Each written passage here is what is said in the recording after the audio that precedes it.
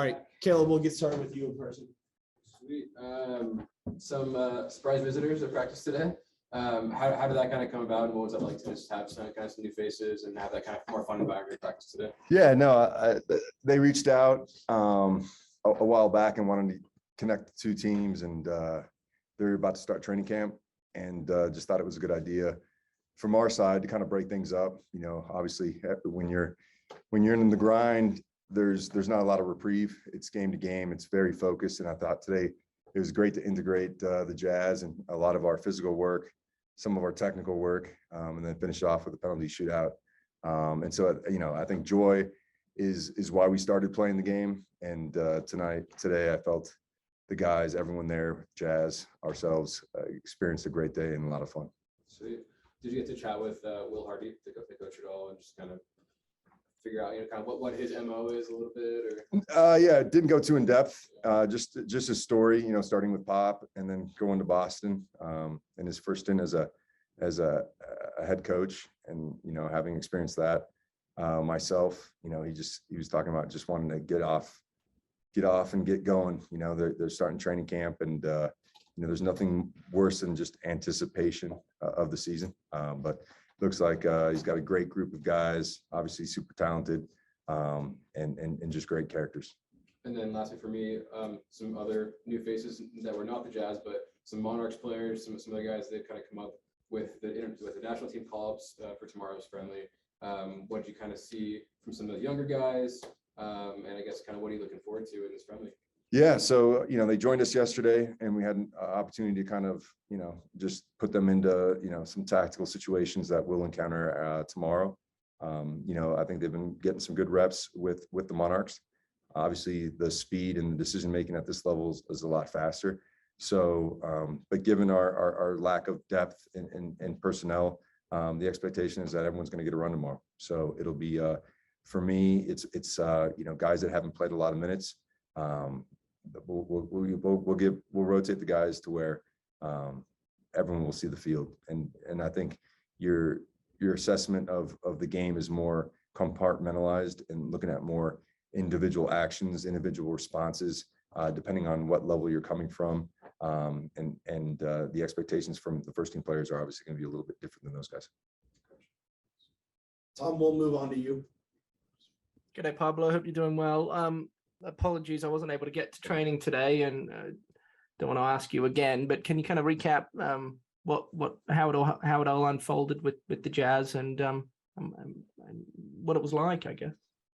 Yeah, they reached out to the club and wanted to see if we can't get the teams together. And this date happened to work out best for them, and so. Yeah, it was just, I think it's really neat for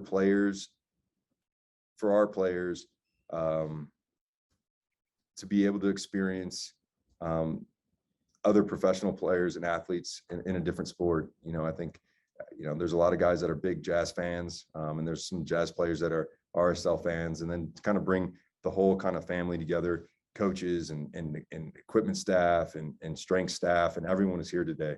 So I think it's a wonderful relationship to have, with the clubs in your market, and I think it could be the start of a nice relationship moving forward with the two teams. I don't know if that's kind of ever happened before with the Jazz and Real Salt Lake. Is that I guess kind of a result of Ryan Smith being owners of both? Would you say?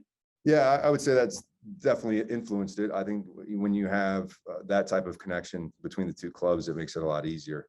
And I think Ryan Smith wants to have two fantastic teams in Utah, and I think it's always great to have the push and the support from these two clubs to one another. And if we can continue to build this relationship and grow it, and we're invited out to hang out with those guys and practice in the gym, and they're going to return the favor. So I think it's a wonderful, display of camaraderie amongst different sports, and I think it's a wonderful thing. And then looking ahead to the game against Atlas, I'm not sure how much you can kind of talk about this, but I am curious because I've been thinking about it over the last couple of days, and I find it kind of an awkward time to have a friendly played with just 2 regular season games remaining. What are your thoughts? What's your take on kind of the timing of it all? Yeah, I mean, I think it's good for our group, for the guys that haven't been getting a lot of minutes to get some reps against one of the best teams in Mexico, the defending champs. And I think it'll be a good game, right? They're bringing their whole team, and obviously we've lost 7 or 8 guys to international duty. We're bringing up some Monarchs guys, and so I think this game's more about just kind of sharpening the tools a little bit, and not so much thinking about the result, but really focusing on what everyone's individual task is coming into the game to put forth a good performance that will hopefully lead to a very good result. And so, Axel and Jude and Gennaro coming up from the Monarchs, along with, Zach's been playing there as well. So it'll be an opportunity to see those guys at this level. And for the rest of the guys that haven't been playing minutes, it's a fantastic opportunity to, again, play against the top level opponent and continue to hone their craft. And as we build to get everyone back to make a last push in the last 2 games of the season.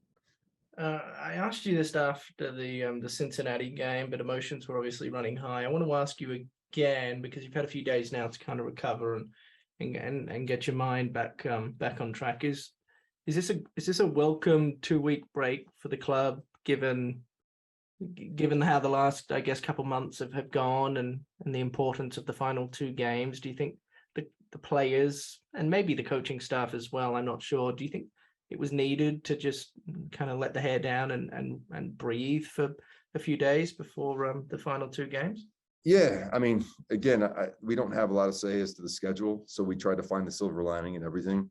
But I do think that after this game, the guys will be getting 3 days off. And, it's like anytime you spend 3 days off of work, 3 days away from your crying kids, you're eager to get back and jump all in. And so I think given the way the last, even the few weeks where you have 3 games in 8 days and 3 games in 7 days, I mean, you're literally switched on 24/7 for that whole lot of games. So it gives everyone an opportunity to kind of get away momentarily and really recover emotionally, psychologically. I think is really the important thing here, to come back with a great mindset, knowing that we got to take 6 points out of the next 2, and that's going to take belief that you didn't think you had, strength that you didn't think you had, and emotional perseverance to overcome instances in games that you didn't know were in you, in order to go to LA and get 3 points, and then obviously play against a great team in Portland who's in a good run of form here at home. So I'm looking forward to it, and I know the guys are, to get back after this little break and get back to work. I just have 2 more questions. Firstly, and do you truly, is there still, in your opinion, a true sense that with 6 points over the next 2 regular season games that the club can still qualify for the playoffs? Do you believe wholeheartedly that 6 points will likely get you there? Do you feel like there's belief still? Yeah, I mean, yeah, absolutely, I do. And now whether it happens, obviously there's other games that have to be played that are beyond our control, but I think, again, I think the misnomer is in our league that you go away and you try to play for a point. I think if you come away with a point, you're satisfied. But the truth is that every away game we go to, we go to win. And the plan might look a little different than the plan here at home, but the expectations are always the same, is that we go. And so regardless of what the other games look like, our mindset is that 6 points will put us in not as we currently stand. The only thing we can control is winning out. And that's the focus. And again, I think in pro sports, you're playing for more than just the playoffs, right? Players are playing for livelihoods. Everyone in a professional sports club plays for their livelihoods. And so if that's not motivation enough, then I don't know what is. And then finally, and I apologize, I'm bouncing around a little bit here, but going back to the game against Atlas, you mentioned you're going to play some kids and then guys that haven't been receiving first team minutes that maybe have spent a large amount of time on the bench will also play. What and it's obviously a friendly, so a win isn't all that required. A draw or a loss is okay. What is the goal? What is the ultimate goal from a game like this, in your opinion? Again, I think for me as a collective, again, I don't think it's fair to throw Axel, Jude, and Gennaro and Zach, and even Tomas is getting his first start at this level, and hold the same expectations as when we have all our internationals in and we have our first team in.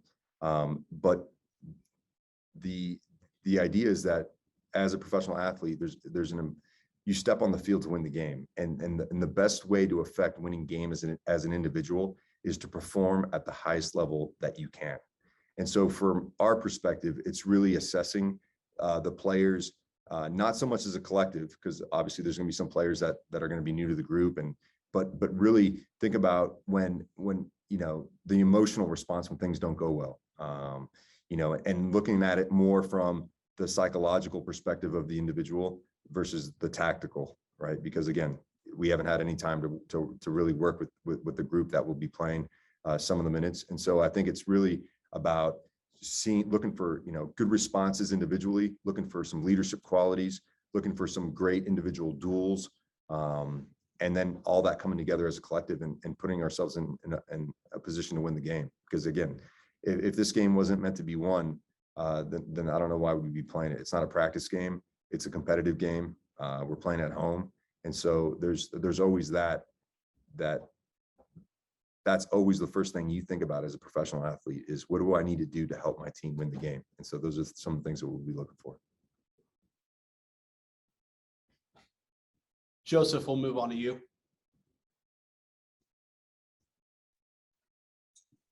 Pablo, there were reports coming out that a couple of the players on the team have COVID. Could you speak to that and how that will affect things going forward for tomorrow, as well as for the remaining games in the season? Yeah. We had what was a 23-man roster that was cut down to, I think, what was it? I think 19. We lost 2 to COVID, and then there's a muscle injury. So we had to change some things around just yesterday after training. And obviously that affects the duration of how long some players are going to go. We have 8 subs in this competition. We only have 7 subs available. So, some guys are going to have to put in a little bit more of a shift than others. But again, those are things out of our control, and it's unfortunate, but it's life, and we have to move forward. And as far as how it's going to affect the LA game, it depends on the severity of the COVID and how they bounce back. But as far as being available for the LA game, it shouldn't be a problem, given they'll have at least a week of recovery. And then when it comes to those players who are going to be getting a chance tomorrow from the Monarchs or from players who just haven't seen minutes, what are you most wanting from them, given that they haven't seen much time with the first team on the field this year? Yeah, again, I think, even though they haven't seen a lot of minutes, we've been training all year. There's been a ton of video, a ton of dialogue, and for me, it's just about competing the right way and making sure that everyone is doing their job to the best of their ability, and judge the players not against somebody else, but against their best selves when they're performing at a 10. What does that player look like, and who shows up tomorrow? And that's it. And so it's really about taking the shackles off, expressing yourself, working hard, winning your duels, playing some good stuff, and having great reactions when things don't go well. And those are the things that, judging everyone against their best selves is I guess the easiest way to put it for the expectations of the game tomorrow. Thank you, Pablo. Thanks, guys. Connor, we'll move on to you. Sorry, one more.